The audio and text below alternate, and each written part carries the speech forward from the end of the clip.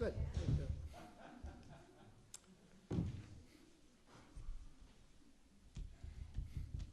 Okay, we're live. Go ahead.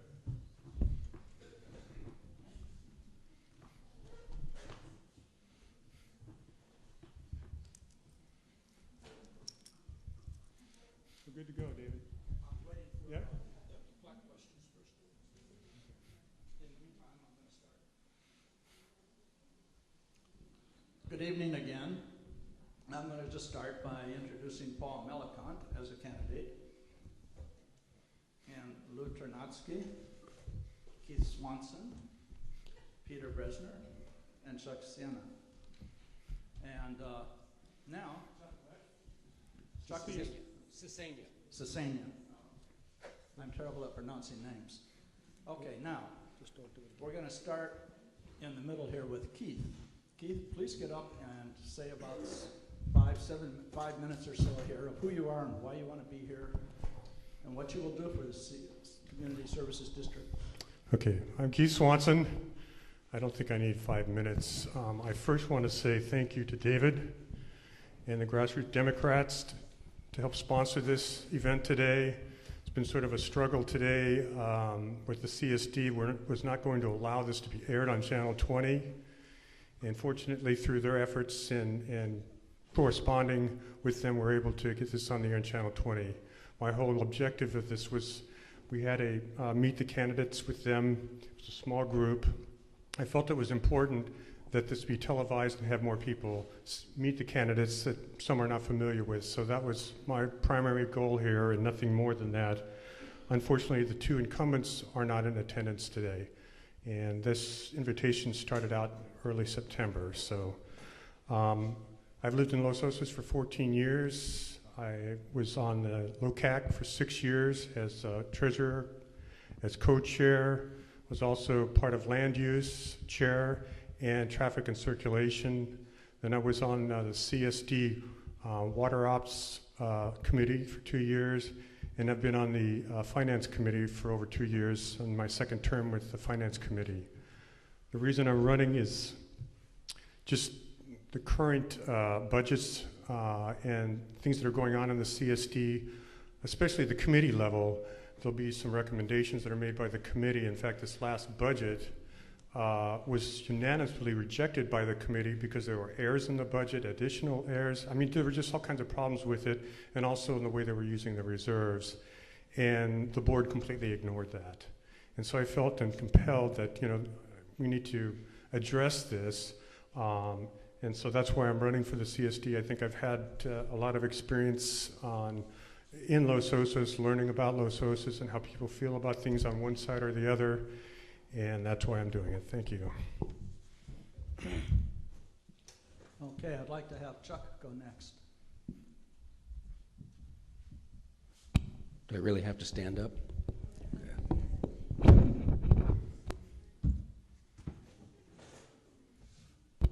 Hi, I'm Chuck Sisania. I've been a homeowner here in Los Osos since 1984. Recently retired from a 36-year career with Caltrans as a biologist, environmental coordinator, which meant that I wrote natural environment studies and then coordinated Caltrans projects with other state, federal, and local resource protection agencies like Fish and Game and the Coastal Commission and the Water Board.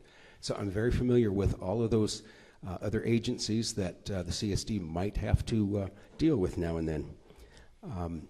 I was on the CSD back in 2005 through 2010. Many of you were probably here in town at that time. It was a very contentious time, but it was a single issue. And I think that the next couple years are going to be even more important for this community because we're talking about our water supply and the future of Los Osos. And those are going to be some very serious decisions that need to be made. And I just want to make sure that there is a robust dialogue so that everybody in the community knows exactly what the situation is, what decisions need to be made, and what we have to work with. I kind of feel like the last time around there was less than an honest conversation with the community about the important things that were happening. And I really don't want to see that happen again. And I don't think that I see the current board advocating for Los Osos enough?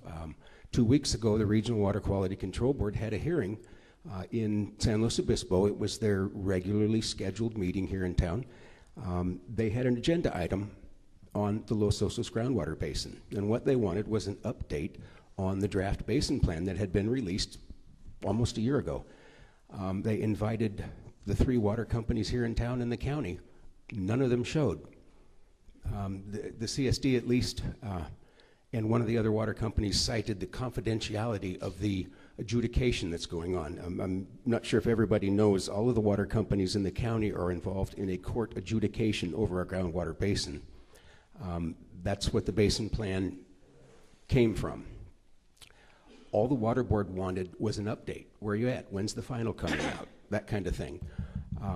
No one could be there. I just don't see strong advocates for the community on this board. I'll be going to Salinas next month because they're continuing that item.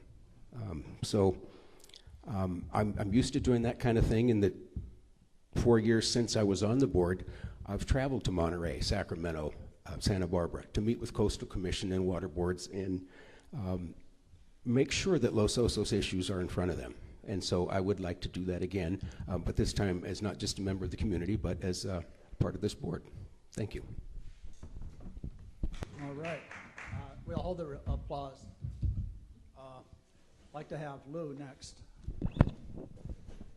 Okay, my name is Lou Tornatsky. My wife and I have been here for nearly 10 years. I have a long career in research and development. Most recently, I've been a professor at Cal Poly and department chair and so on. I don't want to talk about my vita so much. I'm going to put this stuff over there, and you guys can pick it up, and it's got a lot of excruciating, horrible detail. When I decided to run, I didn't want to talk so much with these guys or go through the sort of literature of the board. I wanted to talk to you. My research training is get to the bottom and where the research problem or the problem manifests itself. So I've been running my campaign. I've been a street walker for weeks.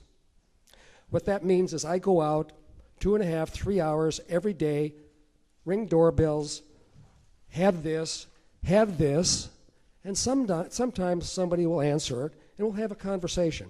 So I've talked to probably 50 to 75 people, and I'm going to give you a distillation of what they're saying, which may sort of have relevance for our discussion. People are tired of waiting for the long-delayed work of the CSD and now the county to finish the sewer project. They're not angry, they're just tired out. And they reflect on, they thought it was 5 or 6 years, now it's going to be 12 or 13, and I suppose many of you share that. Uniformly, no matter how they voted, they now think that the recall election and the subsequent bankruptcy was a big mistake that we should have tried to avoid better, even if they voted for the recall.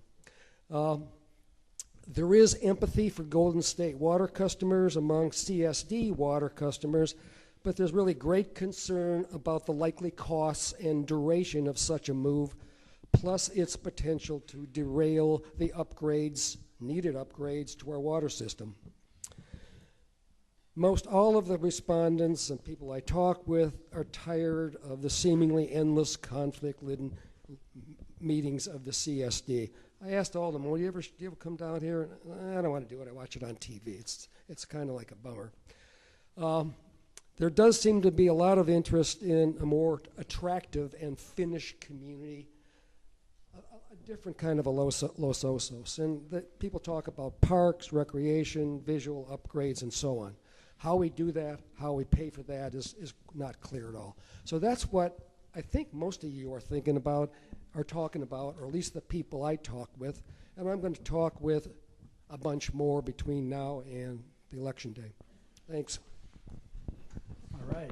We'll go with Paul next. Hi. First of all, I want to thank you all for oh, yes.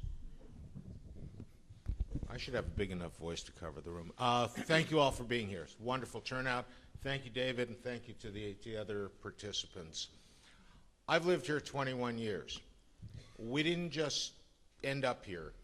We lived in Los Angeles for very many years and decided we wanted to experience a different lifestyle. Traveled the country for most of a year, and this was the place we found. It had all of the attributes that we wanted. We wanted a small town, we wanted to be near a university, we wanted a little bit of culture in our lives, but we wanted a relaxed, comfortable place to live. And we came here, and it was relaxed and comfortable and wonderful, and it blew up. but these things happen, and it goes on, and we will get over it. I have, I think, a lot of technical skills that I can bring to this position. I have significant history in accounting and finance and running businesses and the like. I think the most important thing I can bring is that I'm generally capable of talking to almost anyone, agreeing or disagreeing, but looking for the solution and being able to talk courteously during and afterward as well. Now, I guess one of the risks there is you walk down the middle of the street, you get shot from both sides. But hopefully that won't happen to me, and hopefully our community will slowly not be that way anymore. I do have specific things that I'm concerned with. I served for a short time on the Finance Committee. During that period of time, I was a bit concerned about, and these are technical things, about certain allocations that are made among the various different services that CSD provides, because CSD, in providing water, covers only part of the community, and providing fire and emergency services covers the entire community. So when you get into things like general overhead allocation, there's a question of fairness, because you could overcharge or undercharge different parts depending on what formula you use, how you approach it philosophically. And I was a little disappointed that it was not as deep and sophisticated an approach as I might have wanted, but it certainly can be better. And I don't impugn the current board of the CSD, because some things the board does very well. The CSD itself does very well. Water is provided to its customers at a significantly lower rate than other parts of the community. Fire services are very good, so you have to give credit where it's due. But there are things in the financial area that I would like to see improved. I'd like to see the budget process moved ahead, so that it doesn't have to come to a continuing resolution, so that they can move into the next year, and so that the data can be, the proposed budget can be available early enough so that the committee members, members of the CSD, and especially the community can get a look at it early enough in advance. So procedurally, I'd like to see it improve and move things along faster and have more notice for everybody. In terms of particular things that I would really like to do, CSD does have a charge to provide recreation for the community, and that's not been possible in the past. There were attempts, stumbled on some legalities about the pool project, and it's been sort of dormant. There is an opportunity now to create a dog park. Now, creating a dog park is not the simplest thing in the world, because you have to worry about liability, you have to worry about containment, you have to worry about who's going to clean up, all these things. But it really ought to be pursued, because there's a significant part of the community that would benefit from that, and it would just be in general a nice thing. And the facility that's being offered is significantly larger than what would be needed for a dog park. So part of it could actually be a little pocket park for the part of the community down here a few blocks as well, which I think would be very nice. We have the question of the of Golden State Water, and what a lot of people think are exceedingly excessive charges, and I have my issues with how the PUC operates. The fellow heading up, our doctor here is a fellow heading up that process. I personally am very supportive of it, but like everything, it needs to be done in a financially prudent fashion. So number one, needs to be determined that it can be accomplished in a fashion that benefits the current Golden State Water users, and that it be accomplished in a fashion that does not put additional burden on people outside the Golden State Water area. So there would have to be accounting controls, there would have to be significant planning in advance. But I do support that, because I don't think that if I were PUC, I'd have a tough time finding those rates to be supportable. And all in all, I just really have a wonderful time in this community. Those of you who know me know I do. I've served on LOCAC now for 6 years. I'm the vice chair. We've had our conflicts there. We had questions of McDonald's. We were deeply involved in the wastewater project. Lots of disagreements, but it's worked out, and we have sort of learned to work with each other courteously and constructively. And I would love to do it on the CSD. Thank you all. All right. Peter. My name is Peter Bressler. Moved to Los Osos with my family in 1980 and have lived here ever since. I'm a physician. I'm a native California educated. Have basically been practicing in the county here ever since 1980 and still actually do operate a medical practice. I was actually propelled into this race by the problem with Golden State water rates, which have become totally exorbitant and unaffordable. We certainly are suffering from an unprecedented water crisis, and that's not going to go away soon probably, but that does not give water companies the right to gouge their customers, exercise poor cost controls, and charge exorbitant rates. I have a little cold here today. I feel that the best option for us, and actually the community as a whole, including CSD water customers, is for Golden State Water to be bought out. Now that's, as Mr. Malikant said, is not going to be a quick or easy process, and I certainly couldn't promise that it would happen anytime soon or possibly if ever. And indeed, the next step, which I would advance as a member of the CSD, is a feasibility study to see what the costs involved, projected costs involved in doing that are.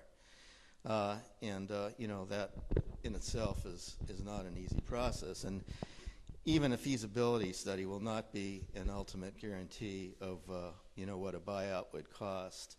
Ultimately, that probably will be decided in courts.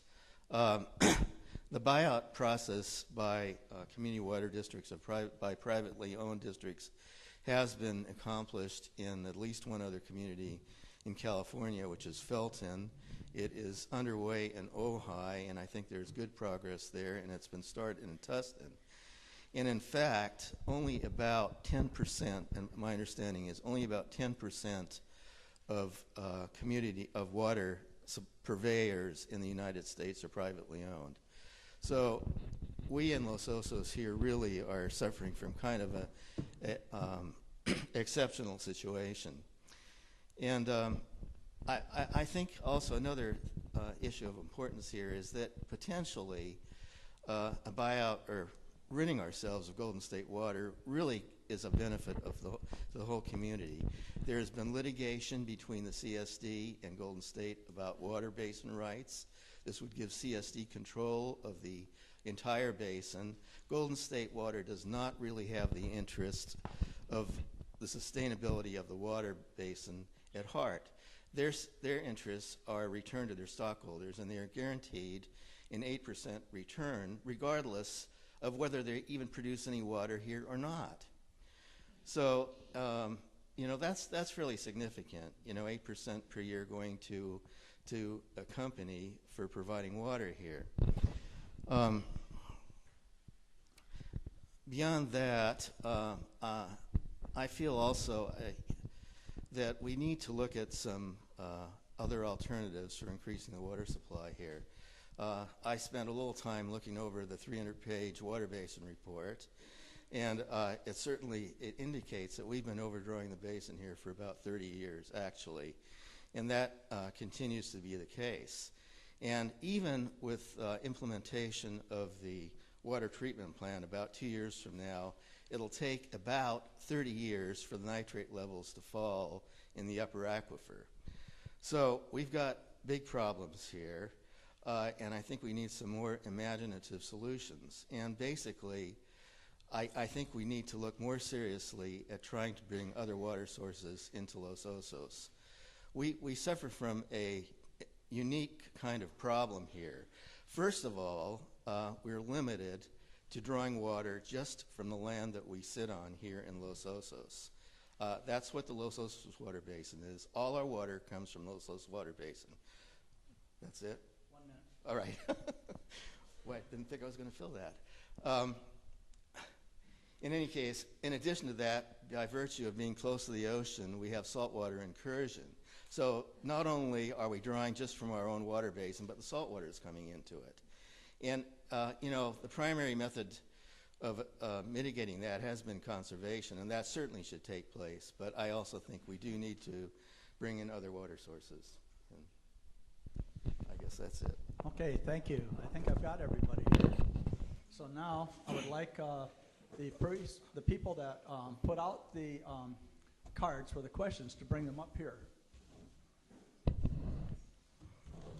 We're going to take just a couple minutes to categorize these questions, and we'll then have the candidates each answer the questions.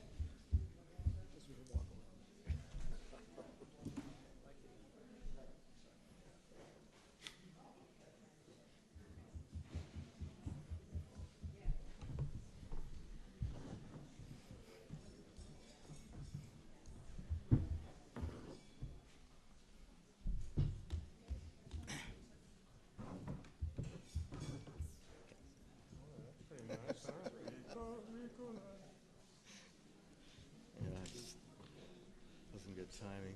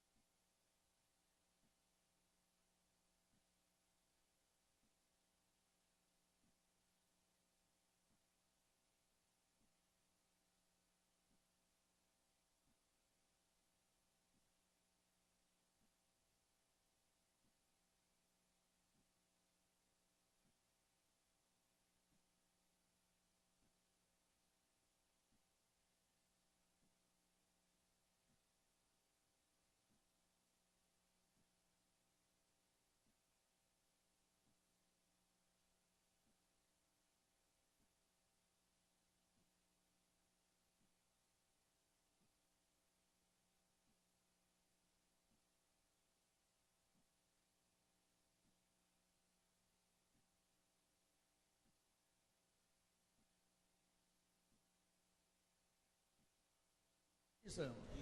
Presume to resume. Okay, now, I'm going to deal with the personal question about which candidates are here and which ones aren't. And there's been several of you that have asked where Craig Baltimore's at and John Eric Storm. And I'm going to ask Keith, who pretty much organized this, if he had heard from these people or if you have any questions any answers as to, do they say where they were or anything like that? I did not get a direct response from either of them. I heard indirectly that it was posted on the website for Mr. Storm that he had a conflict, but he never corresponded directly with me, so I never knew what the conflict was. And Mr. Baltimore has never responded until just recently said he was not going to be here and offered a statement. Mr. Baltimore made a prior commitment before. Mr. Baltimore made a prior commitment before this date was even established. So. Mr. Storm, as I understand, I didn't speak with him, but someone suggested that this was the case, and the religious calendar does conform to that, and this is a holiday. This is a religious holiday, so if he's observant, it would make sense that he not be here. But this is speculation on my part, unreliable. It's really not speculation because I met with him yesterday, and he had a commitment of a religious nature. Again, I never had direct response from either candidate. If there's other knowledge, I was not aware of it. They did not contact me or Chuck, because I inviting them, this was on September 1st, this invitation went out, but I never received a direct response that there was a conflict so that we could have adjusted this for another day. So since we had no response, we went ahead with this. Okay, I think we're going to leave it at that because it's speculative answers anyway, but since a number of you asked this question, that's the best our candidates can do to answer it. Thank you. So now I'm going to read some groups of questions here, and each candidate's going to have about 5 minutes. That means each group is going to take like 25 minutes to do, and we are at 7:05, so I'm hoping that this is going to go less than 5 minutes an answer, candidates. So I hear Golden State Water being talked about, but what about the water company at Sunset Terrace? How do you feel about the need to import water? And what should the focus be of the CSD in the coming terms? So the question is, what about the Sunset Terrace, and what about where the water's going to come from in Los Osos? So we're going to start right down here with Paul. We'll go right down the row this time. Do you want us to stand? Up to the video people. You're good? Everybody's Okay. good. All right, great. So, Sunset Terrace. As I understand it, Sunset Terrace would very much like to be absorbed by the CSD. I understand CSD has talked about it. I'm not familiar, but I also understand that there are technical issues as to how it can be accomplished. I don't. Part of it has to do with the quality of their infrastructure and the inherent liabilities that would come with it if CSD were to take over that operation. And in fairness to the current CSD users, that potential liability would have to be identified, quantified, and properly dealt with in any acquisition. It's just like acquiring Golden State. You have to make sure that you don't put a burden on the existing CSD customers by doing that. So it requires some significant investigation. As to water sources, well, if it would rain, it would be really nice. It would be nice to find out if we can stabilize this basin, and next Thursday afternoon at 1 o'clock, I think, in the Board of Supervisors chambers, there's supposed to be a report on seawater intrusion, which is my great concern, and hopefully some or all of you can come along and also be there and learn whatever we can. You got to have water to live, so that's a truism. But the fact is, we may run out of this water. This aquifer may be salvageable through conservation. It may not be salvageable through conservation. But we're going to have to make the decision. If it is not salvageable, then we need to look at alternative sources of water for us to be able to survive here. And that would include looking to the county for their water sources and perhaps looking to the state water system. And that's all very, very expensive. So if there is a way to achieve it here through conservation, conservation is generally the cheapest, fastest, and most effective way. But we have to be honest with ourselves in evaluating whether or not that can work. We need a real study. We need to understand what's really going on, because I sure don't know. And I would love to hear from someone who does know, hopefully next week. But if it cannot be done, then there are other monies, conservation monies and other resources available that conceivably would then be available for looking to other water sources, but that would be very expensive. So my basic answer to that is, yeah, we need water, and we don't have the data yet. So we need to prod the county to find out, and we need to have CSD do what it can, and we as a community need to make an intelligent decision as to whether or not this seawater intrusion can be controlled. Thank you. I think in this particular case, whether or not this problem is addressed really is contingent upon how it's going to affect implementing the basin plan and getting on top of our water systems and supplies. Now, the other thing that's an unknown, and people speculate on one side or the other of this, is, we're not realizing any benefits to heal the aquifers by the wastewater system because it's not online. It's not going to be operational for another 2 years at best. It may heal our problems faster than we thought, or it may be much less than the expectations are. So it's an empirical question, and there's not too many bases by which you can sort of answer that one. The other thing, we're in a larger fix because of the delay. If the wastewater system would have come online when it was scheduled to be, as opposed to the election and the bankruptcy and so on, we'd be having a different discussion right now.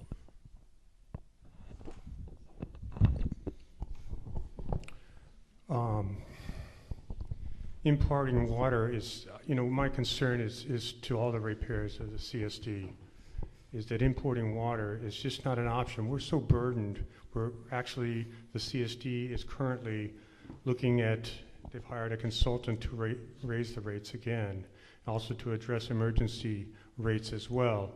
I think we're rated out in Los Osos, and I'd like to see some savings in that. But water supply, I know that my advocacy is for trying to reclaim as much water as we can from the wastewater plant. We're not reclaiming 100% of the water from the wastewater plant, and it was unfortunate that water was dumped into the bay instead of utilizing and testing Broderson, as that's where our largest leach field is for this basin, was not used.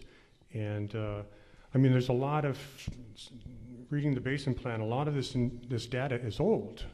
We're talking 2005, 2002, there's been some updates, 2011, but there aren't really any answers, and really what's been the great thing for Los Osos is the people. Unfortunately, the stimulus has been higher rates, but we've reduced our consumption of water. And that's one mechanism we know is working. If we can find other sources outside of this basin, whether it be, I think one time it was proposed an ag exchange that will give you reclaimed water in exchange from water from your basin, is an idea that we still need to explore. Thank you.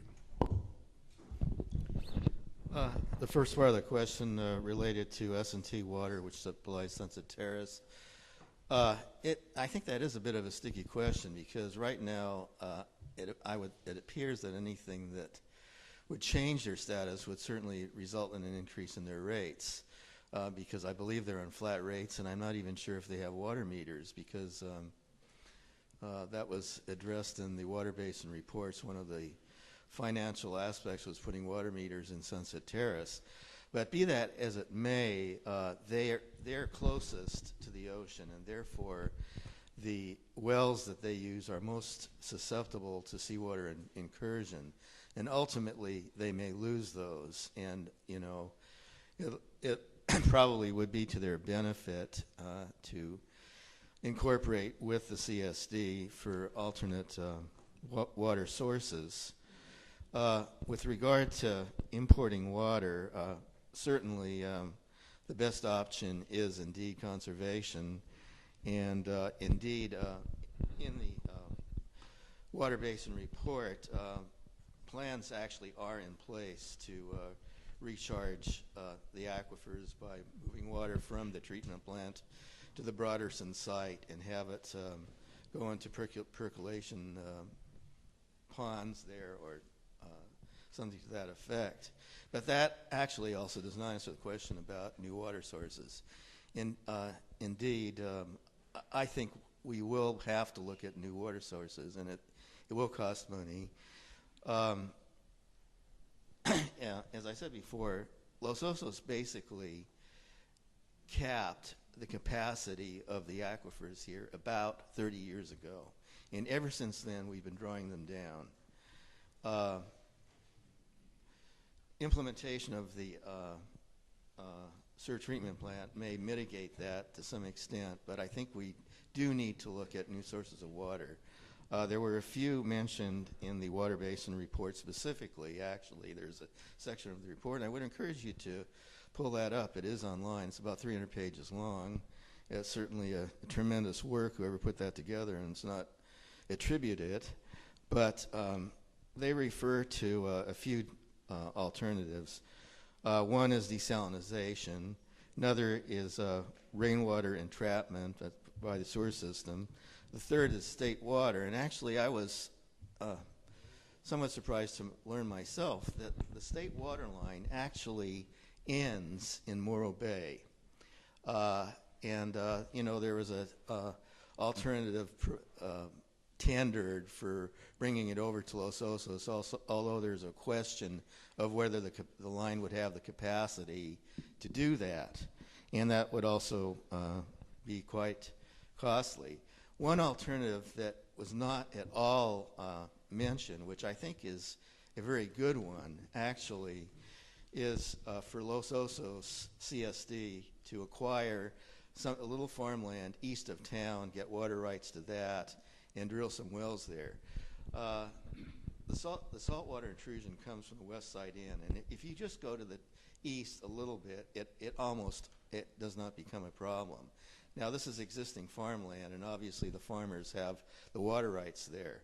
But one alternative certainly is for the CSD to acquire that land and put wells in there. And I think those are some of the alternatives that I might suggest. Regarding S&T Mutual, they serve, 1 to 2%, I think, of the community. It's a very small water company. But I do think extreme caution must be exercised if we think about having them join the CSD's water supply system because of the reasons that have been given. We don't know what shape that infrastructure's in. We don't want to burden the CSD ratepayers unfairly with trying to accomplish that. But I also see a need. The wells on the west are the first ones that are going to go. And it seems to make sense to have one purveyor for the whole basin to manage it. But again, it's something like the acquisition of Golden State that is got to be approached very, very cautiously. In terms of new sources of water, everyone agrees conservation is the cheapest. We use half the water we did when the CSD was first formed in 1999. We've dropped our use another 25% in the past 5 years or so. So the higher rates, as painful as they are encouraging conservation. We need to move to an outdoor program. rainwater catchment barrels, low-impact development, rain gardens everywhere. Get the water that runs down the streets and put it into a place where it can percolate into the aquifer and not just run to the bay. It's hard on small lots. Sometimes they wind up getting paved over completely, but we've got vacant lots around town that could be used for this purpose. Recharging that aquifer with some of that runoff, it seems to me would be a good thing to look at. In terms of imported water, I think it's too many years before desal is going to be affordable for us to even think about as a community. State water, the only time it's there is when you really don't need it. You have to bank it to use it in these extreme drought conditions. No one's got access to state water. They're not delivering now. So that's something we have to think about very carefully, and it is very expensive. I do think the idea of wells east of town is something that bears exploring, maybe even on the Jacomazzi property where the treatment plant is. We also need to look at possibly using the creek for recharge of the aquifer. That's just something that hasn't been studied thoroughly enough, and it's possible that that would be an even more beneficial recharge than applying the reclaimed water on the ball fields at the school, which is pretty much the current plan, as well as Broderson.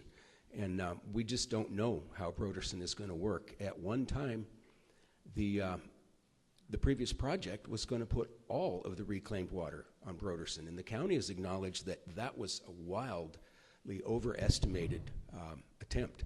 They're going to put half the water there. And this was something that was pointed out previously.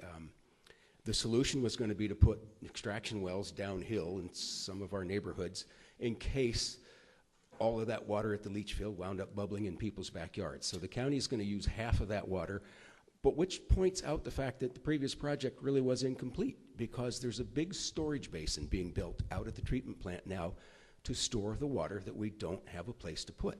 You can't put it all on the ball fields. You can't put it all at Broderson. So I think with the previous project, we would have wound up piping water out east of town for storage anyway. Okay, thank you very much. We're going to depart from water just because we have other questions besides water.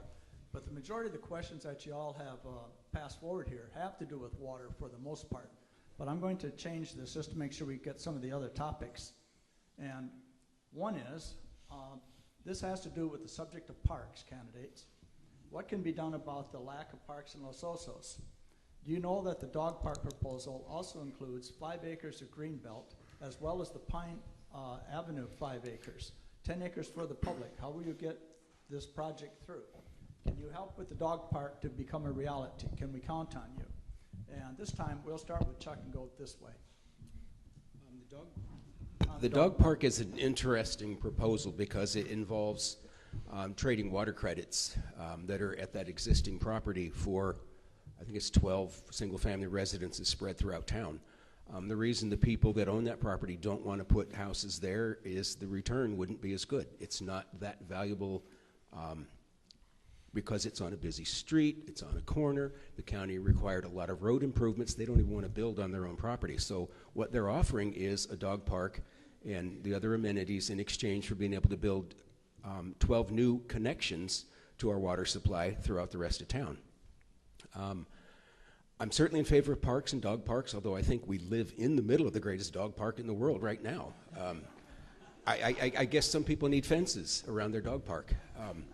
So this particular proposal, I really would look hard at because it involves new water connections.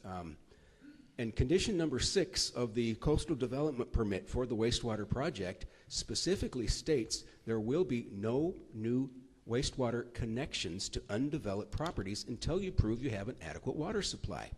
Now, of course, that's not defined what is adequate. That's why I want a robust community discussion so that everybody knows just what's going on.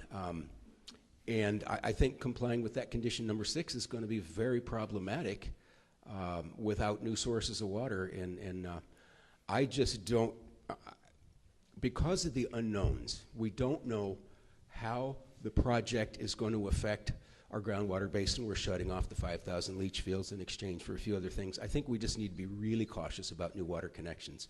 But yes, who's not in favor of parks? and grants and other things would, I think, pocket parks throughout this community. We've got large bundled vacant lots together. We should be exploring some of those things too. Okay, Peter. All right. Well, the dog park project, as Chuck said, is really pretty hypothetical at this point.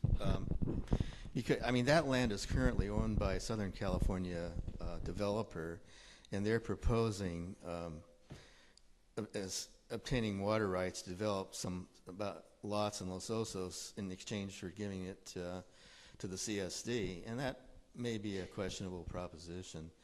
You know, there are other potential uses for that land. I think a dog park certainly could be obtained, and it might be a good use. I think we would actually need to have a little more community input as to whether that is really what the majority of people would like for that. But it really is a hypothetical question at this point.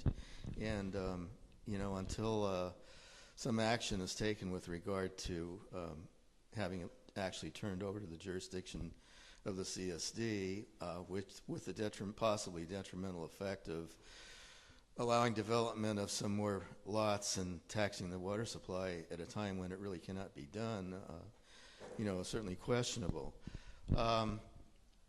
One vision that I have for a park would be the Tri-W site, which, you know, was the original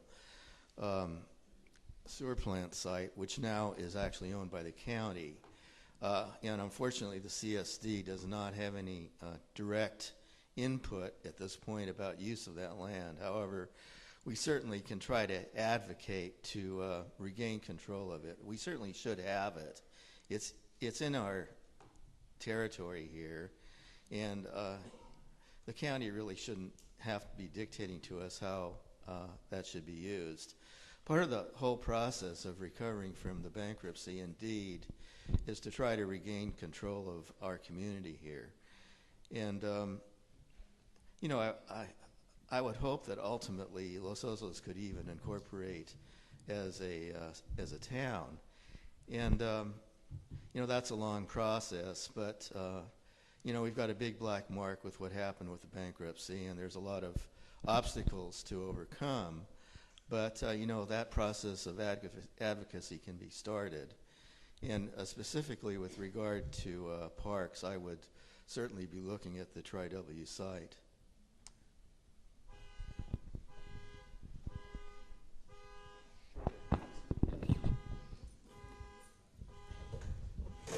Check the keys.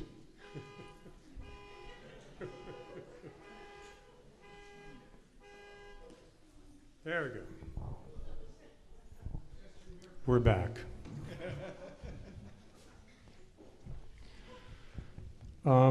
Yeah, just to reiterate, the dog park is something that I'm concerned about because we're exchanging the fact that we're going to allow people to add straws to our basin when we're already in overdraft. I don't think it's a great idea. We do have the park commissioner of the San Luis Obispo County that lives in Los Osos. We are developed for parks in Los Osos and have been for a long time. And the last park that we got is the skate park out here. And that was a wonderful park that we had before there, and it was just a shame. I mean, it's great that there's activity for the skateboarders, but it was a shame that we didn't find something else in return. If this property at Pine and LOVR is something that the county can look at as possibly a park for the community, is that the right place for it? And I think the community should be involved in that, but I just am concerned that that's not the exchange we want for this community for a dog park. Cambria had a program where they were buying lots because they knew these lots were never going to be developed because there's never going to be enough water. And so they started doing that, and it's an idea of possibly pocket parks or dog parks, but you also have to be concerned about the people that live next to them. The only budget item that we have at the CSD have any oversight is the community pool, which is about $300,000, and it accrues interest every year. We can't do anything with it. $300,000 is not going to build a community pool. It'd have to be something that the community would have to fundraise and augment that amount so that if we really wanted a community pool, so we can utilize that money, or we have to decide, do we want to change what that money can be used for? And that might be difficult because we voted for that. I'm all in favor of dog parks, but I'm concerned about the property on Pine and LOVR, and I think we should look at the county as being responsible because that's their jurisdiction for taking care of parks in Los Osos. Okay, I'm going to give you the perspective of someone who spent 40 years in applied research and making things happen. Why don't you go right down Google Scholar? Has anybody used it? If you want to find something about anything, go to Google Scholar, and you might type in water usage in public parks. And what that's going to do is sweep up anybody's empirical or theoretical research on that topic. You're going to get options to look at rather than sitting around and speculating about what we can do. There are things that work elsewhere, and you need to find them, and don't waste your time. Well, how would you fund it? Here's how you would fund it. You wouldn't take it out of our budget and our taxes. You would find a foundation who is into this business. And you write a proposal that reflects what you've learned, and you get it funded by a foundation, federal money, state money, put that together. I think the best park we have right now in Los Osos is the Elfin Forest. How many of you spend time there? It's wonderful. It makes you feel great. Your soul is healed, and maybe your dog gets some exercise. One problem we have, too many people let their dogs poop there, and we have to clean it up. How did that happen? There was a dedicated group of citizens. They looked at best practice on how to do that. They put together proposals, and in order to get the money from the state or whatever government agency, I can't remember who it is, they got a big chunk of money from an interested foundation, and that made the deal. We can do this in everything we are confronting. You follow this model. You found out what works. Don't just stay here in Los Osos and talk to each other. Thank you. A lot of wisdom and a lot of good things to hear. First of all, the existing property has water rights that run with it.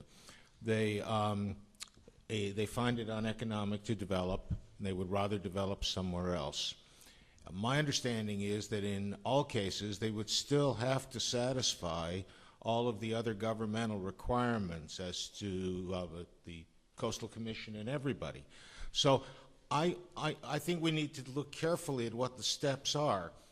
I can easily foresee making this trade with the owners of this property, having the community, through the CSD, own that property, and leave these people, these developers, to go ahead with their normal process as to other lots that would be subject to the same restrictions and risks for them as would be if they thought that the Pine Street property was appropriate for development. I don't think the regulatory process changes, and I don't think their probability of being able to put more straws in the basin change. All that happens in that situation is we get a hold of a piece of property that they find not economic at present. As to funding it, this should not be a burden on the community. This should be the CSD, and I'm very much in favor, but this should be the CSD using its existence as a governmental agency to make possible for the community, and especially the people in the community who have dogs and are interested in this, in making it happen. And that means that you do have to look to funding from outside sources, governmental agencies, foundations, but I think that the CSD in this case should be a willing but only a facilitator. That the people who want the dog park, I've spoken to many of them, and they're willing, and they should get together, create their own organization, make it a long-term organization that will see to funding it appropriately at the outset, providing for an ongoing budget, making sure the place is clean, making sure that it's insured appropriately. These are burdens that should be carried through Friends of the Dog Park, just like we have the wonderful Friends of the Library across the street.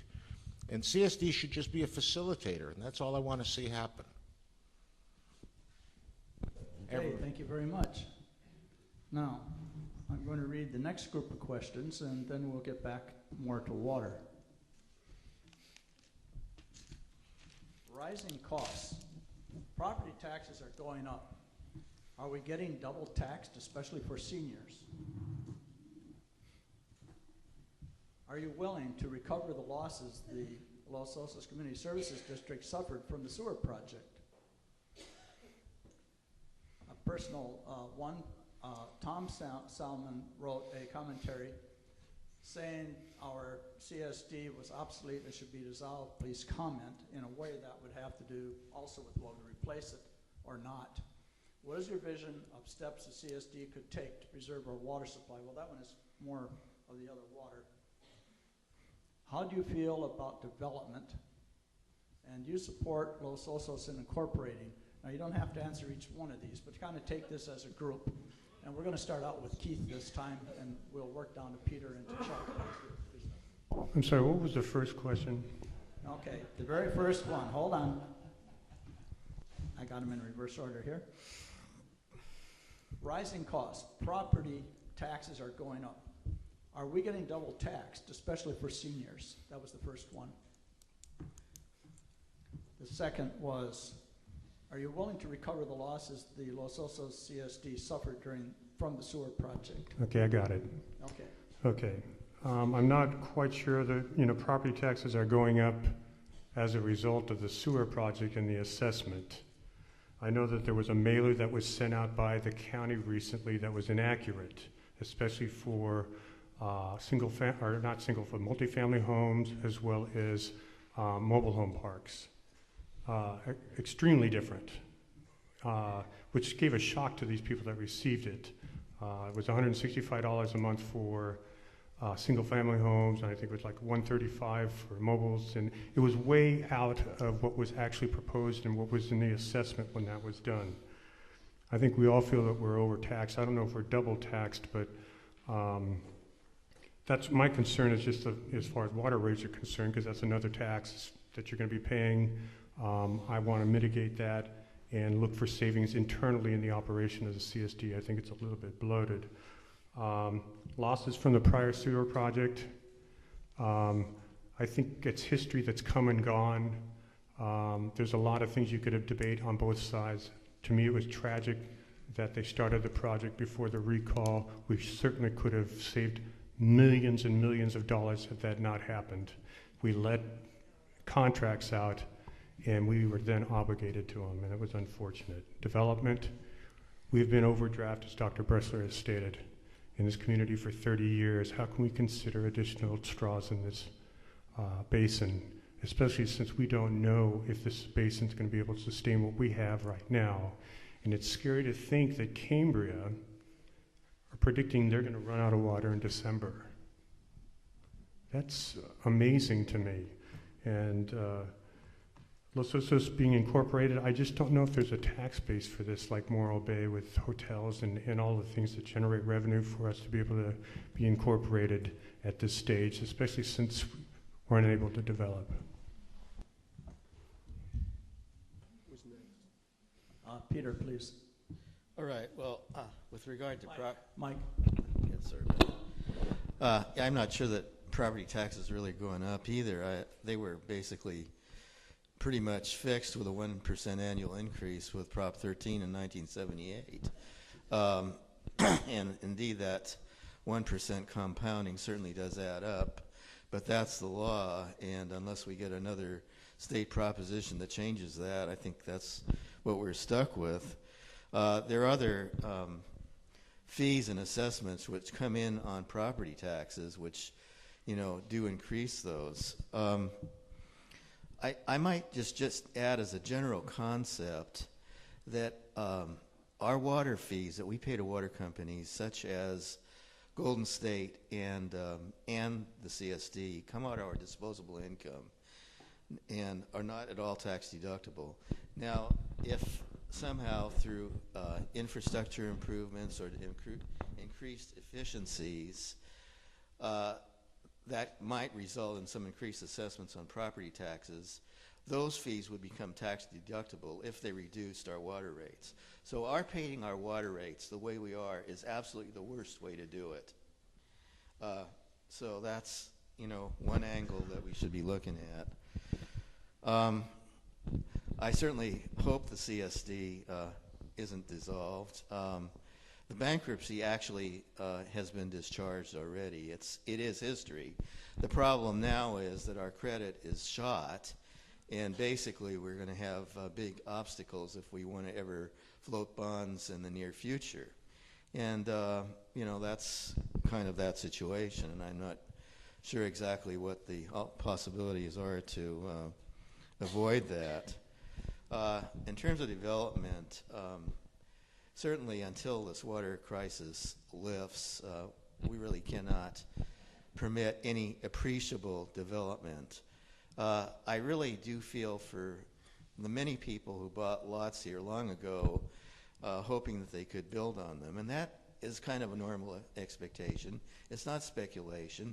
I mean, people may have bought a lot here 25 years ago thinking that they could build a house here when they retire, and now they can't.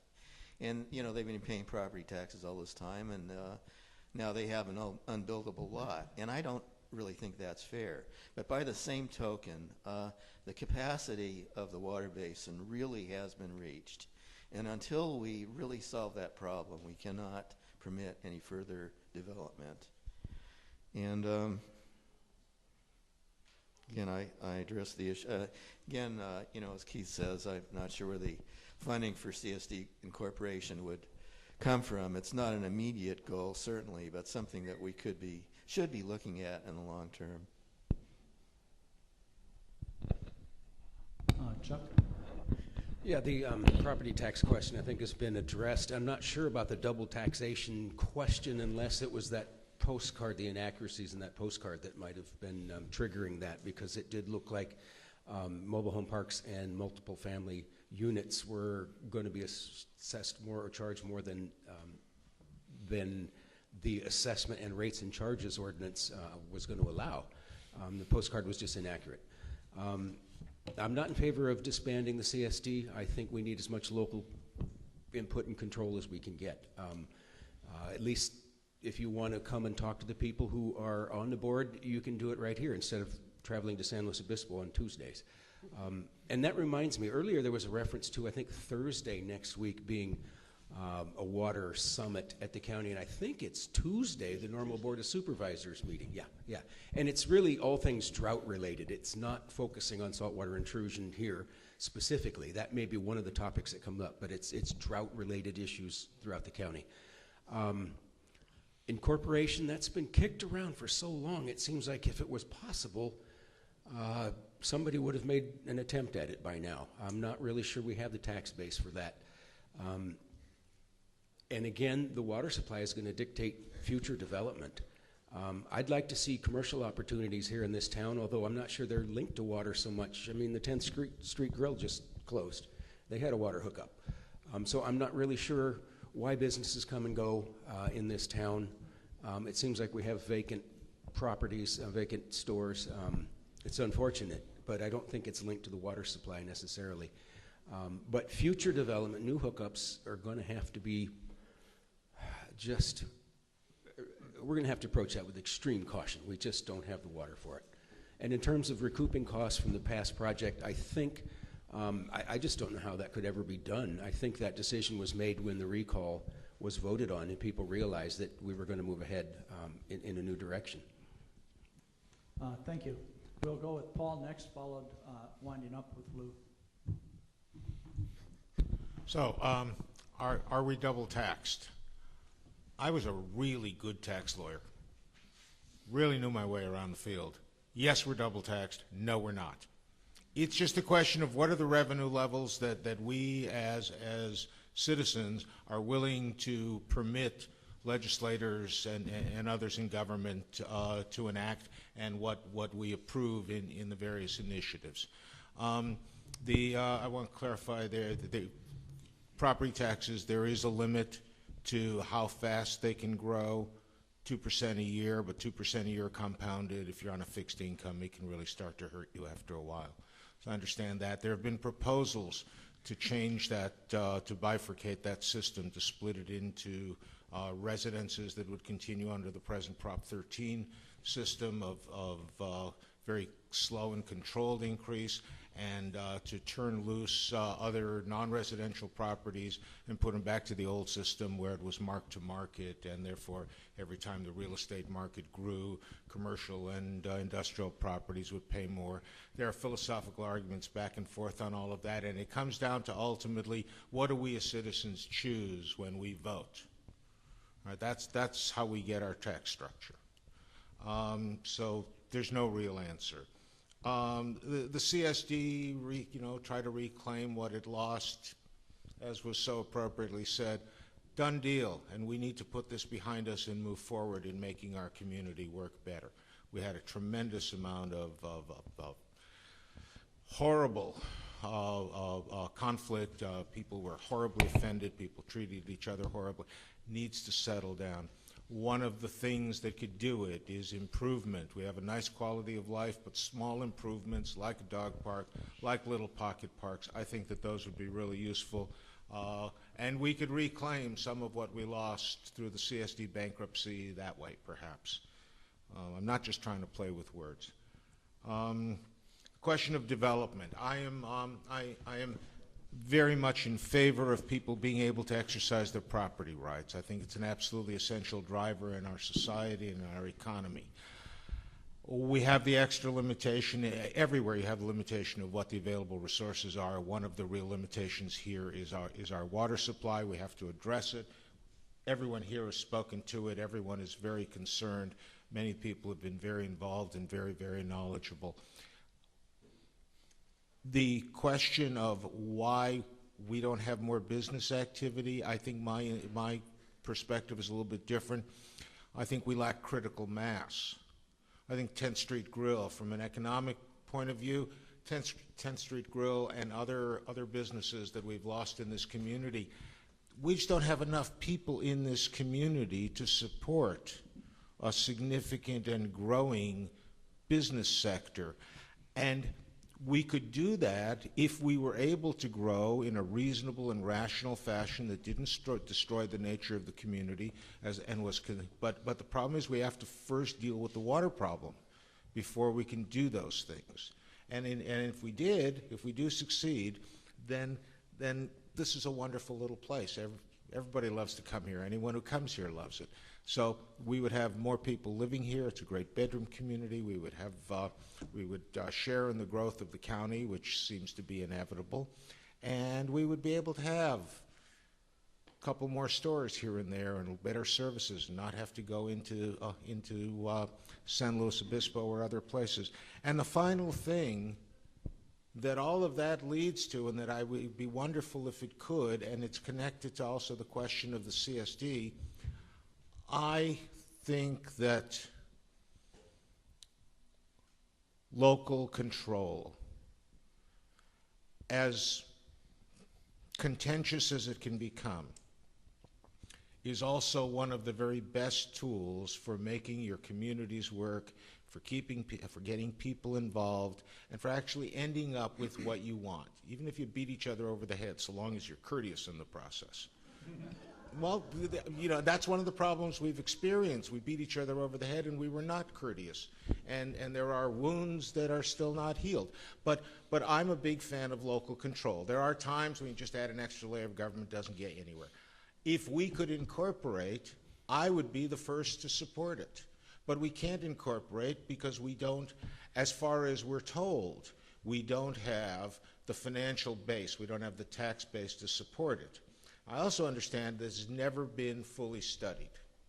So it'd be really nice to find out someday. I don't know where to get the funds because it's going to require some money to do a serious study. But I'm a big fan of local control. We're not in a position to do it right now. It'd be really nice to find out if we could. It'd be really nice to have enough water or stabilize the basin so that we can have a little bit more growth. I'm not talking about the old numbers of 25, 28,000 people, but if we're 14 and we grow by 4, you know, it'll make the place more crowded, but it'll also support more businesses and permit us to go a little farther down the road in perhaps getting more control of our own lives. So I'd love it if it's practical. Okay, the series of questions that were posed at the onset of this little session seem to be all over the map. So I will sort of, and I think we got down a road of let's look at public policies and so on. I always think public policies tend to be messy and they take too long. I want to suggest some other things. Let's take the treatment plant. That's going to add cost to your bill that you pay for your services, whether that gets billed by the county or the CSD or whomever. There are technological business model things, innovations, that can reduce that cost to you. Write this down. I know I keep telling you that. There are things called power purchase agreements that cities all over California are negotiating with solar companies. Here's how it works. And these are companies like Rec Solar or Solar City and so on, and they'll come to us and say, look, we see you're building this treatment plant. We will pay the capital costs to put panels up on the roof or wherever we can put them on the land that we have. And when those are operational, we will cut a 20-year agreement where the cost to users for that service, for treating our caca, is going to be 25% less. Look it up. Cities all over California are doing it. Power purchase agreements. We could do it. We could put it on the roof. We should be talking about it now because that facility is not going to be operational for a year and a half. Now, since that's now a county deal, we're going to have to play nice with the county if we want to sort of persuade them and join hands with them and do something like that. We can be nice. Come on. We can be nice.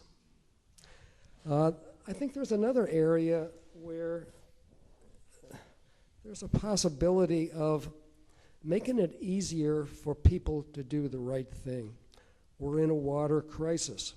So what do we do as a CSD and as a county and as everybody in the state of California? We pass regulatory edicts. Thou shalt not use more than this amount of water and blah, blah, blah, and you can only water 2 days a week. And, well, you know something? Unless you really have a very well-orchestrated, controlled system in your house, you don't know how much water you're using. I mean, my wife goes out in the backyard, in the front yard, and waves the hose around. She's trying to be, do the righteous thing. It's pretty unclear. There are things called smart water metering, and the technology used to be very expensive, and it's getting lower and lower and lower. We need to watch this. Go back to automobiles in the 20s or early part of the 20th century. They didn't have gas gauges. What did they do? Well, if you had a Model T, you took a stick and stuck it in the gas station, in the gas tank. It wasn't until the 20s, in the mid-20s, where people had gas gauges that they actually could see how much gas they're using. It's a perfect analogy about what we should think about doing. The way to get precision on how we use our water at the level of the individual user. There's a lot of things we should just figure out. What are we trying to solve? Who has solutions? How much do they cost? Will they cost share? And sort of make things smarter and not always go to government action and taxes increasing, decreasing, and so on. Let's be entrepreneurial as a community. Okay. Okay, thank you very much. I'm going to change the format up a little bit now. We have a few questions that are like single subject, very defined questions, but I'm going to ask the candidates to do this with just like 1 minute answer, because that will be easy for this. What was your position on McDonald's coming in? We'll start with Paul. I didn't have a problem with McDonald's coming in. I was concerned about the siting, the location. And even if it had to be at that location, I was concerned about its appearance and its impact on the appearance of the community. I'm very supportive of business here. I'm very supportive of people having alternatives. I come out of the business community and I understand how that stuff works, and that's what drives a big driver. I was very unhappy with the process. I was very unhappy with what we ended up with, and it reinforced my thinking that we as a community do not get to exercise sufficient authority over what goes on in this community. I'm not saying people are bad. I'm saying everybody pursues their own self-interest, and it didn't work out in a fashion that I thought was best for the community, but it is what it is.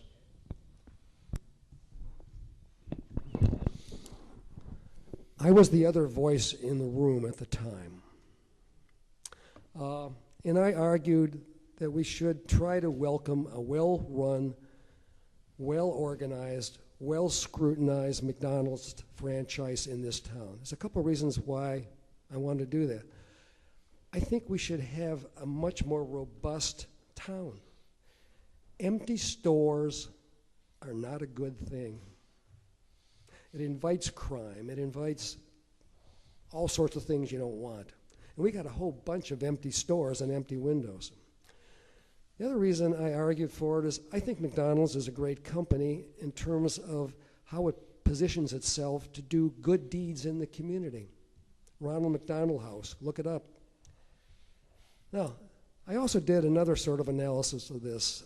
I get Smithsonian Magazine. It's a great magazine. They had an article about great small towns in America.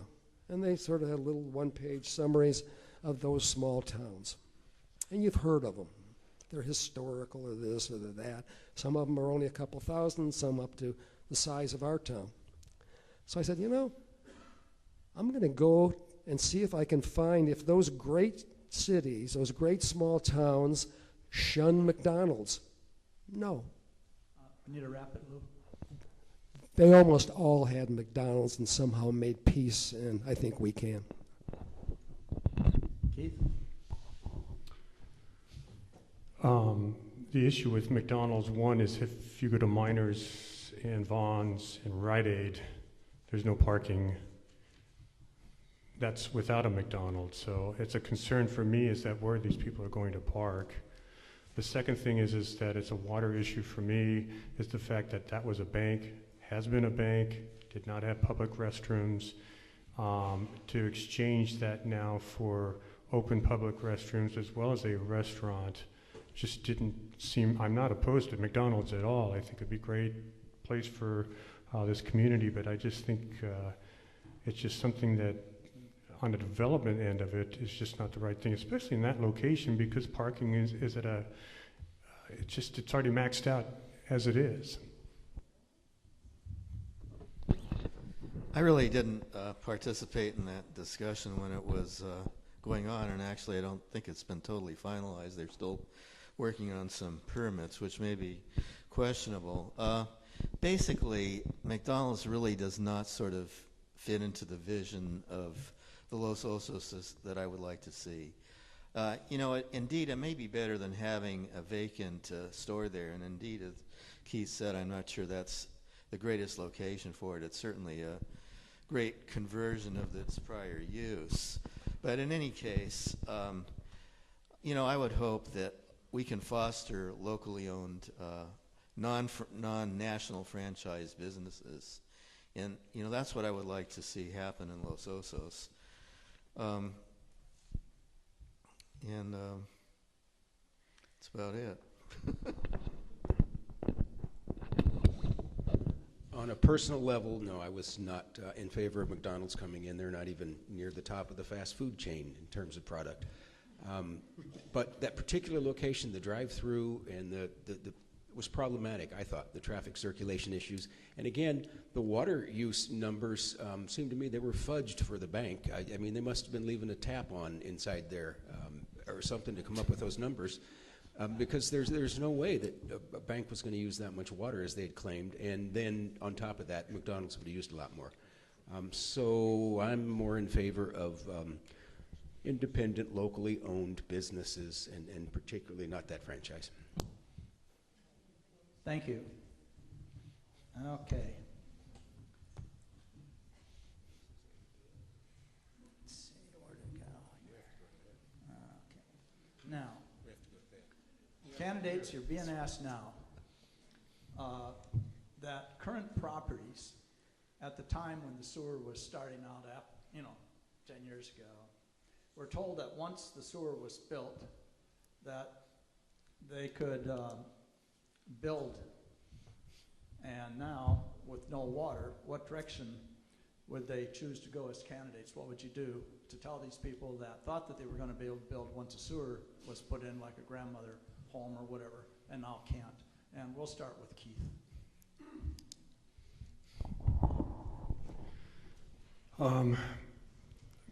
I feel for those people. I know a lot of people that have vacant lots here, and many of them have just accepted the fact that they're not going to be able to develop on them just because of the water.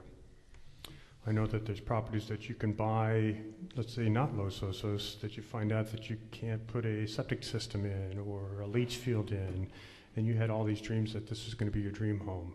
It's unfortunate. I really would like to see that if we had the capacity to sustain development, that I think the people in the vacant lot should be the first ones to have that opportunity. Okay, we'll go with Lou. I sympathize with those property owners as well. However, it would be so easy to have a overambitious program of building out those lots. And I think what we know about our water and how limited it is, we need to be very, very careful in issuing those building permits. We have to get on top of our usage patterns such that it can work. So maybe, but go slow. Paul. I don't know who was told what. I don't know that people were promised or told that they could develop, or they were not told that they could develop. No way of knowing. I think it's a real injustice that people are not able to develop their properties. And like everything else here, it comes back to the question of getting a hold of the water supply. And they're working out the finances is a question of what the community is willing to pay for in the future, or what groups of people who may have undeveloped properties are willing to pay for in order to be able to develop their properties. But the physical question of actually dealing with the water is the constraint on all of this. And that at the beginning of the evening, that was my concern. We need to know. We need to at least know enough that we have some reasonable probability of being able to understand how it's going to turn out. And the way it stands right now, we're waiting. It would be nice to have a more vibrant community. It would be nice to have the water to support it. I feel horrible for people who've invested money and want to build homes, whether for investment purposes or for personal use. Hopefully they and we can all figure out what's going on with the water supply and find a way to maybe recognize their legitimate economic rights and have our town a little more fun. Fun is not right. It is fun, but have more commercial services here. The real problem is we don't know. Okay, we're going to go with Chuck and wind up with Peter. It's extremely unfortunate that the water supply has not been the big focus here until recently. The water board focused on nitrates. The county allowed 25-foot lots. Both were a recipe for disaster. In fact, if the 1,100 homes that were built after the water board put the moratorium in place back in the 80s had not been built, we might have a water supply that was adequate for those here now. In terms of the undeveloped lots, boy, how can your heart not ache for people who have had property here and wanted to move here and can't. It seems to me that the Cambria situation's been referenced. Maybe we need to look at a lot buyback.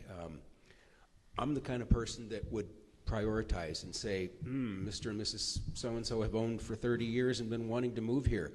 They're higher on my list than somebody who already lives here and has 6 vacant lots they bought for speculation. But I don't know any way that you can really start parsing that kind of thing out. That would just open another can of worms. It's water supply. We don't have it right now until we have a really good picture of just what's going to happen, and it's going to be 3 or 4 years before we have that picture.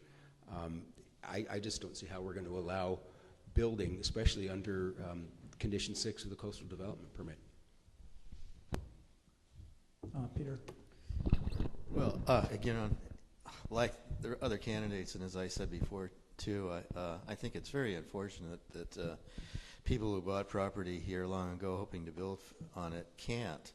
But, you know, there are changes in conditions, and that's what's sort of happened here. And, you know, just because they were told that, 10 years ago when the CERC comes when they could build, now we've found that we've really reached the limits of our water supply, does change things. In fact, except for piecemeal development, which could possibly be prioritized in some way, basically, I don't think any appreciable development can be allowed until we actually do increase our supply of water. And, as I said before, I think that is going to mean finding new sources outside of our water basin. And actually, again, one slightly comforting piece of knowledge is, which was mentioned in the Water Basin Report, is that modular desal units can be brought in very quickly and attached to even existing wells to desalinate the water. And we may be looking at that sooner than we think. But that, is going to cost more money. And again, I think what the existing residents of Los Osos have to ask themselves is, do they want to allow development for basically newcomers and put themselves at risk, for their own water? And, basically, I think people that are here get first priority, and that's kind of the way it is until we obtain some new sources of water for the community. Thank you. I'm going to generalize the next question a little bit. It's very specific as it's written, but I'm going to broaden it just a bit.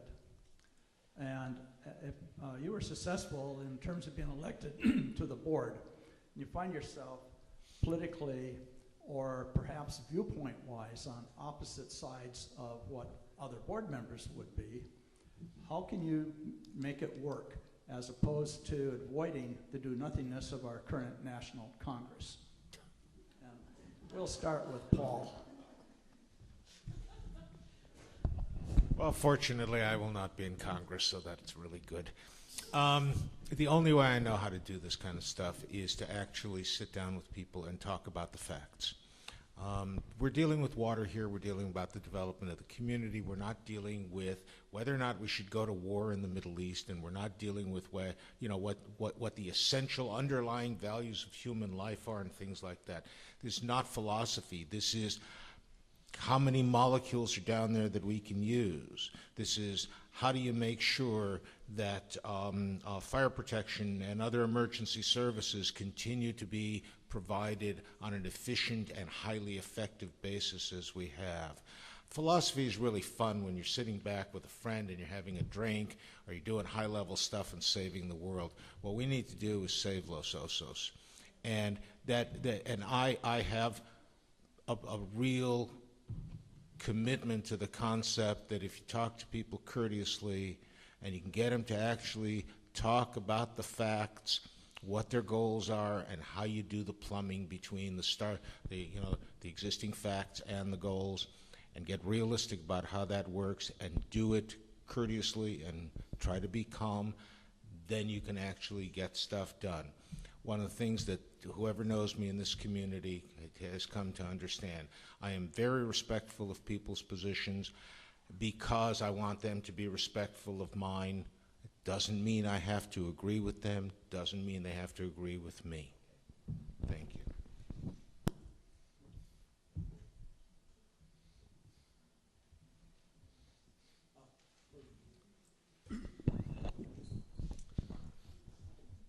I think this is an example of you need to build an organizational culture that does not permit continuing conflict amongst a team.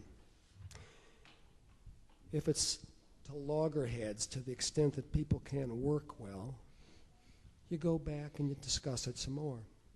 And you come up with intellectual or other kinds of solutions that we can all buy in for. It's sort of the Quaker way, if I understand the Quaker way. You never walk out of the room or out of the day or out of the week without working real hard to figure out how we can do this and then go on from here.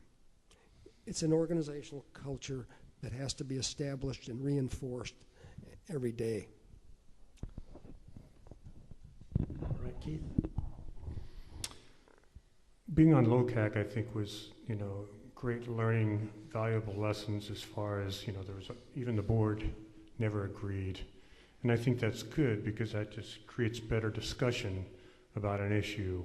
And another thing I learned was the value of public comment. Whether sometimes it's cantankerous or if it's the same people you hear before, that's fine with me because they have a right to speak.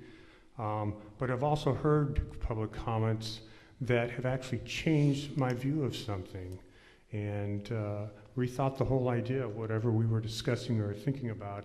And I think that's important. This whole election is about whether we agree or agree with the current board, or if we agree with each other. But I've always been civil. I've never been discourteous, never been rude to anyone. I think it's important that there should be a discussion, and there's times that we disagree.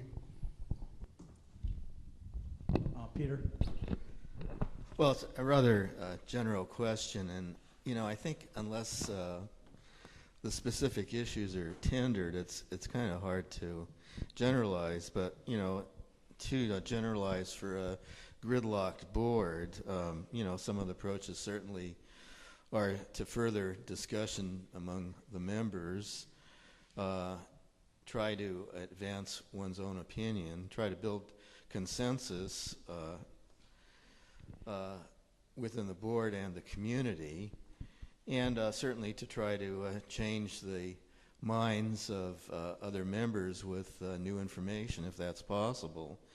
And if it's an important issue on which I say would not want to change my position and others don't agree, I would basically go to the community for support. And that's kind of the way the political process works. So. Over to Chuck. The key to working successfully as a board is for the individuals to check egos at the door and bring open minds. Listen, and if you cannot persuade others with your rational thoughts and arguments, maybe your position isn't that strong. I mean, that's just something you have to accept. In the past, we had an issue here that really drew a dividing line in this community, and it seemed like there was no way to hear anyone that you disagreed with on this one single issue. Everything that was said from that person was wrong. I think we're past that. I certainly hope we're past that, because this is a complex time we're going to be entering. A lot of questions to be answered, and it's going to take all of us working together, and that's the beauty. Everybody loves this town. I've never heard anybody that lived here that wasn't just convinced this isn't the best place to live in the world. If we all think that, then we should be able to find a way to work together and keep it that way. Okay. We still have like 2 main topics left, but in the view of time, it is now 8:15 and almost 8:12, and you will have sat here for 2 hours by 8:30. I suggest now that we'll leave the written questions that we didn't get to alone. There's also a group of questions that have been put forth to 2 of the candidates here that, in lieu of the fact that they're not general to everybody, I'm going to leave it. So we're going to take questions from the audience now. And I have a couple of guidelines for that. And that is that we want to have you give a simple question, one that doesn't have a long viewpoint of your own in front of the question, and that you don't mix 2 or 3 questions in the same thing. You can raise your hand, you come up to the podium, and we'll give you a couple of minutes to state your question, and then the candidates will respond to it. So we'll take one right here. Please state your name and your residence. Lynette Tornatsky, Los Osos. This question is to everybody on the board. If elected, and knowing that the basin plan comments have already gone to the basin plan, and that's done, and they're in the very last part of the negotiations to complete the basin plan, would you support the basin plan as it is now, or would you try to change it? Okay, we'll go with Keith first. Keep these to like a minute if you can. I think the basin, I think the basin plan is still incomplete, especially with the saltwater intrusion report that's coming out. We'll find out what the current basin is, if the saltwater intrusion is actually advancing. And again, there's a possibility that exploring as a place to put the reclaimed water in the creek, and it's been brought up, but it's really been addressed too much, and I'm not quite sure why, and I think we need to explore that as well, and that has to be with our current engineer with the district. Already, if it's viable. Peter. Well, the basin plan is certainly an exhaustive document, and I really just kind of scanned through it. I mean, most of it really is pretty much factual information, and I assume it's been scientifically obtained and is accurate. As I said, there is a section with supplemental water and imported water, and there's no reference at all to like more wells outside our water basin. The basin plan just refers to management of the land that we sit over.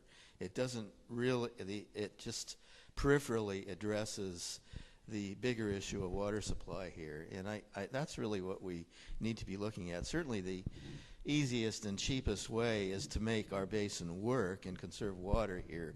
But my hunch is that ultimately we're going to have to look to outside sources. And one thing that was not mentioned in the basin plan is wells east of town here. So I think that should be added. Alrighty, Chuck. I have a pretty similar view. I think the basin plan could be improved. Some of the water conservation features, I think, don't go far enough. We could improve those. And the wells east of town, I thought there was a program D that talked about wells east of town for future development, but I'm not sure that that's not appropriate right now to be thinking about. So I do think that it could be tinkered with and improved. We'll go to Lou. I think we have a situation that approximates D-Day 1944. If you look at the plan that was going to be implemented across the channel, it seemed very complete. As soon as the boats left and landed, everything changed. I don't think you can have a perfect plan. If you wait for that, you're going to wait a long time. On the other hand, I think the basin plan has many elements that there's wide agreement that this is a sound path. Maybe we can sort of develop an approach where we start with the things that we all agree are important and clear and fundable, and then work from there as we go forward. And I think that's the way often in other parts of the real world things happen.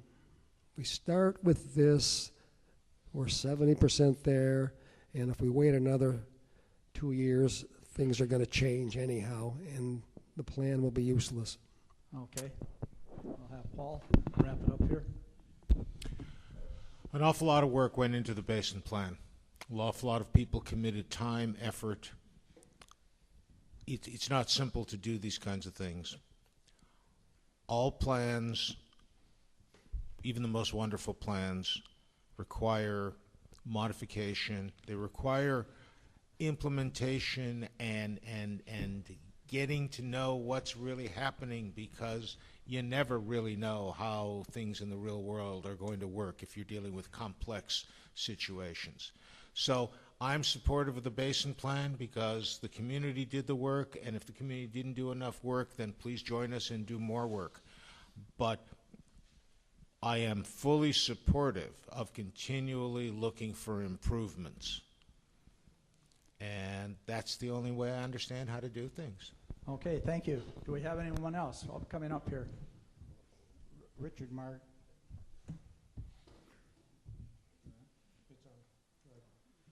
Margetson.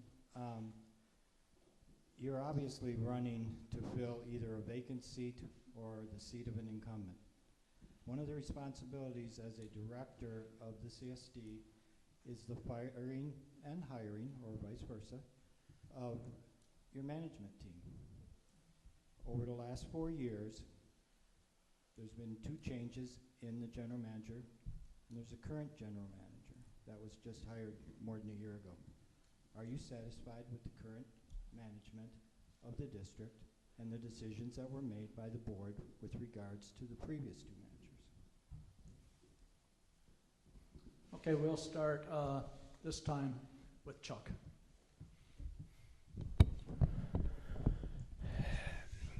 I haven't been happy with the general manager maybe since Bruce Buell. And certainly the current situation I don't think is acceptable. I see sloppy work, I see incomplete work. I see a board unwilling to challenge that too. That's unfortunate. And I don't know if it's because we've had so much trouble keeping a general manager here. No, I do not support the current management structure of the CSD. Okay, we're going to go right down. Peter, you're next. All right, honestly, I don't have enough familiarity with exactly what's been happening to make a really intelligent comment on that without becoming more knowledgeable in it myself. Certainly, if there's been a lot of turnover, that is not a good thing. And the CSD board certainly has to keep a tight finger on what is going on. And if it's doesn't appear to be satisfactory, I certainly wouldn't have any hesitancy in turning over or changing that management. The primary obligation of the CSD board is to the citizens of the community. And if there is incompetent individuals or incompetent managers, they should be removed and hopefully replaced with somebody better. All right, thank you. Keith. Since I'm involved with the committees as well, I have never, and Bruce Buell, whether we agreed or didn't agree, he was always very nice to you, and he would, politely disagree with you. Unfortunately, this general manager has not been nice at all. At least every committee meeting that I've been to, there's always this, if someone makes a comment in the committee, there's this direction to one of the chairs under her breath. And it's just strange to me that I would like to have the dialogue and feel confident. And she works for you. And she should represent this district. When she was first hired, she was down at the Board of Supervisors meeting every week. I never understood why she would do that, because unless it had something to do with a CSD matter, that makes sense. But when there was a CSD matter, she wasn't there. So I have concerns, especially what occurred today for me, is that we're trying to get this so that it's broadcast so that more people can find out who we are and who the best choice is for you. And I was met with a roadblock all day. Thank you. Lou? I would grade it as a B, but I compare with, there's been a bunch of managers in the past over several years, some of them were so dreadful. I would not want to see a turnover of management so abruptly. I'd like to give her some more time. Okay, Paul. The current general manager has barely been here, and it's appropriate to give people an opportunity to prove themselves, to learn the lay of the land, to perform. That said, it's the responsibility of a board to manage the executives who carry on the day-to-day operations of any institution.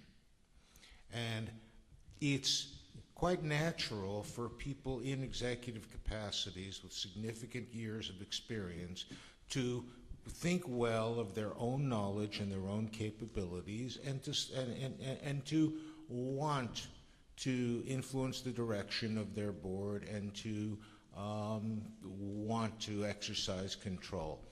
That's an appropriate balance. That's an appropriate struggle that in all institutions and should go on all the time. Were I on the board, I would want to understand what she says, why she says it, or he in a different case, and evaluate it for myself, and I would take the responsibility as a board member to evaluate the performance of those senior executives. Now, if it works out, great, great. If it doesn't, then you have to look to changes, either by changing behavior, changing understandings, or changing people. But if you change too often, you just get chaos. We'll wrap it at that. Another question here? Patrick McGivney, this could be a yes or no answer to make it really quick. Our groundwater basin doesn't just lie underneath Baywood and Los Osos. It extends to the east quite a bit. Agriculture uses 80% of our groundwater in the state. Agriculture is not metered. To be able to monitor our basin, all overliers should be metered. Would you support such a program? Okay, did you ask for metering?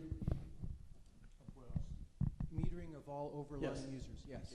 Okay, let's start with Paul. You have to have data to be able to manage a basin. You have to have data to be able to manage any activity. The more data we could get, I would certainly support it. There is finally, it doesn't mean necessarily take away people's vested property rights. We need to understand what sort of environment you're living in. There is the beginning of a process in the state of California. Legislation just passed and signed within the last month, I think it's only 2 or 3 weeks, that begins the process of gathering information, charging local agencies with knowing what resources they have, and ultimately it's thought that this will result in some attempt to unify water policy throughout the state, and that would include ag. Okay, we'll go next to Lou. We're going to wrap this up by 8:30, so we're going to just keep right on moving. California has needed to understand what is the rate and activities that involve agricultural usage of water. It's basically been blind for the history of the Republic. We have a new bit of legislation. Legislation does not automatically get implemented. I think we're going to be a very interesting period to see how this plays out as responsible agencies of state government try to get it to work for all of us. I think it's a lot of uncertainty. Okay, Keith? I would only consider putting meters on private wells if it was just for data collection. Peter? Well, in general, I certainly favor monitoring all groundwater use, but we have to deal with the here and now. Los Osos Basin, as I see it, I mean, the basin may extend to east of the town, but the part that Golden State Water, CSD, and S&T have actual control over really is pretty much limited to what we sit on. And, you know, we can talk about some theoretical improvements that may happen years from now about controlling the whole groundwater supply in the state. And I certainly do support those. But, you know, we have an immediate problem here in Los Osos that we have to deal with now. And, you know, the direct relevancy of, you know, controlling water, even as far east as San Luis Obispo, actually doesn't directly affect that. So, you know, yes, I do favor monitoring groundwater control, but by the same token, we need to act much more quickly to secure and improve our own water supply. Okay, we'll wrap this with Chuck. Yes, absolutely. Okay, I think we should give the candidates a round of applause for this. We're going to wrap this session up with that last question, and I would like to ask the candidates to stick around to mingle with this audience. I know there were some direct questions to the candidates that I did not address. But can we each have a comment? Oh, closing comment? Well, Keith, what are we doing on the time for the video? A little bit more. Okay, we'll take a closing comment. We'll start with Paul, since you brought it up. Okay, so this is an absolutely wonderful forum. This is Los Osos not trying to kill itself all the time. This is fabulous. I want to thank you all for coming. Vote for me or don't vote for me. It's wonderful that you're involved. I know everyone at this panel, excepting Peter, and I've only met him twice, seems like a terrific person. Everybody is a good human being. Everybody really cares. I am especially grateful to Keith and to Chuck for making this happen, and of course to Dave for presiding. And I'm just so pleased that nobody's yelled at anyone. Nobody's cursed anyone. No. When I started at LOCAC 6 years ago, bad. We have to move. Thank you. I agree with him. I just want to, I'm humbled by the fact that all these people showed up at this, and I think you've done great for Los Osos and a great service of being able to have this forum and to be informed, and look for your vote. Thank you. Well, I'd like to certainly thank at least the candidates who are here for participating in this. I think we have a good slate of candidates. I think we could all do a good job, and I certainly am not going to be pulling my hair out no matter who wins. So thanks for putting this together, Keith, and hope you all vote. I'm sure you will. I'd just say thank you all for being here on a Friday night. This shows that Los Osos does have a community that cares about its town, and thank you. Okay, audience, let's give them one more round of applause. 2 hours is a long time to be on the hot seat. Thank you very much.